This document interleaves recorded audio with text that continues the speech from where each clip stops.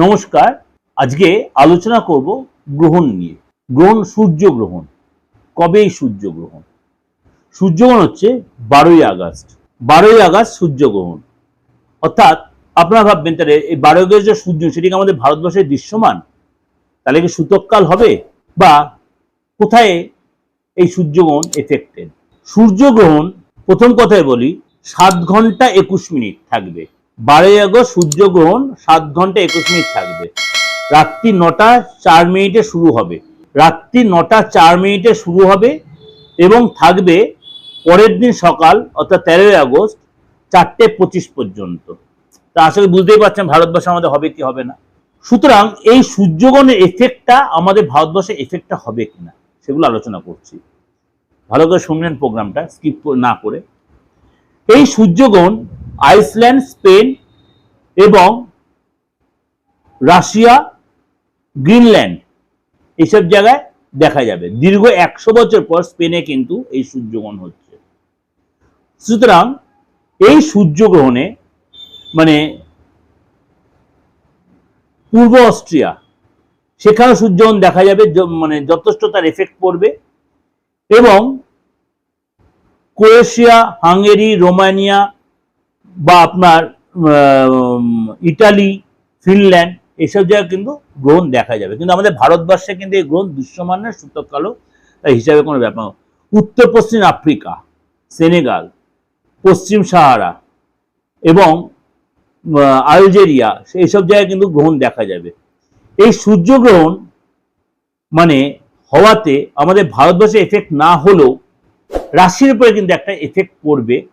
বা আপনাদের কিছু কিছু এই সময়টা কিন্তু একটু যদি পারেন একটু নিজেকে কন্ট্রোল রাখবেন। যেটা বলছিলাম, এই গ্রহণে রাশির উপরে কিন্তু একটা এফেক্ট হবেই। আপনার ভারতবর্ষে এফেক্টেড নয়, ভারতবর্ষে যারা আমরা মনুষ্যজাতি প্রত্যেকের ক্ষেত্রে এফেক্টটা কিন্তু হবে, সেটাই একটু আপনাকে সতর্ক থাকতে হবে। যেমন মীন রাশি, ধনু রাশি, কর্কট রাশি, মেষ রাশি, মকর রাশি, এইসব রাশিগুলো একটু নিজের প্রতি যত্নশীল হবেন। কর্মের ব্যাপারে, ট্রানজাকশনের ব্যাপারে একটু কন্ট্রোল রাখবেন। যেমনি মীন রাশি, এই সূর্যগ্রহণের কারণে আপনাকে কিন্তু অবশ্যই আপনার অফিসে আপনার কাজের চাপ বাড়বে। বস আপনার প্রতি একটু অস্থির হতে পারে। আপনি যে সেক্টরে রয়েছেন সেখানে টেনশন বাড়তে পারে এবং আপনাকে এই সময় কিন্তু অনেক সময় একটু চাপের সম্মুখীন হতে পারেন ডিউ টু সোলার এক্লিপস। সুতরাং আপনি ভারতবর্ষের লোক বলা হয়তো একটু কম হবে, কিন্তু ভারতবাসী বলে বা আপনার যারা শুধুমাত্র সোশ্যাল মিডিয়ায় প্রোগ্রাম চলছে, সুতরাং ভারতবাসীদের প্রোগ্রাম শুনছে, অল ওভার ওয়ার্ল্ডের প্রোগ্রাম শুনছে। সুতরাং মীন রাশি যেখানে যারা আছেন,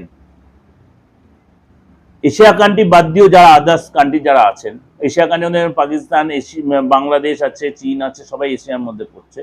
সুতরাং এরা বাদ দিয়ে যা আদার্স যারা রয়েছেন তাদের জন্য বলছি মীন রাশি যারা একটু সতর্ক থাকবেন। তেমনি ধনু রাশি, ধনু রাশির জন্য আপনাকে একটু সতর্ক থাকতে হবে। অফিসে আপনি কনস্পিরেসির শিকার হতে পারেন, আপনার কাজের চাপ দিতে, অনেক কাজের দায়িত্ব আপনার কাজে আসতে পারে।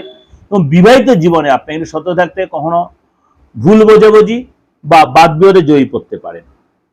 কর্কট রাশি, কর্কট রাশির জন্য আপনার জন্য কিন্তু একটু যত্নশীল হতে হবে। শরীরটা একটু লেথার্জি আসতে পারে, কাজের জায়গায় একটু আপনাকে চাপ দিতে পারে, আর্থিক লস হতে পারে, টেনশনটা একটু বাড়তে পারে।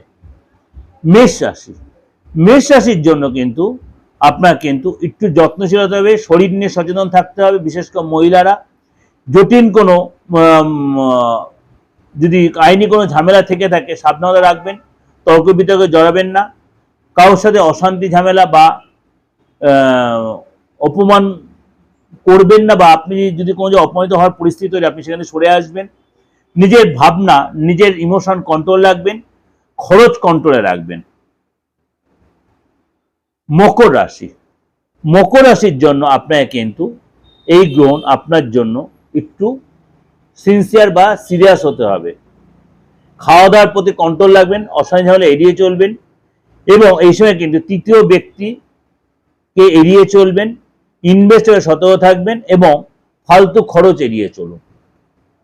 এই যে আলোচনাটা করলাম আপনাদের, এটা আপনাদের অনেকেরই উপকারে লাগবে। এই ক রাশি যে বললাম, বাকি রাশিরাও সতর্ক সচেতন থাকবেন, এইসব ক রাশি একটু সাবধানে থাকবেন। যেখান থেকে যারা আমার এই রাশির প্রোগ্রাম যারা দেখছেন, বা আদার্স যারা আপনার পরিচিত এই রাশি যারা, তাদেরকে আমার এই প্রোগ্রামটা শেয়ার করে, তারা অনেকেই নিজেরা সতর্ক হতে পারবেন।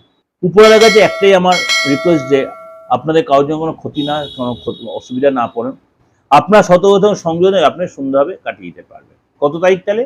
12 তারিখ রাত্রি থেকে 13 তারিখ ভোরবেলা পর্যন্ত। ভালো থাকবেন, নমস্কার।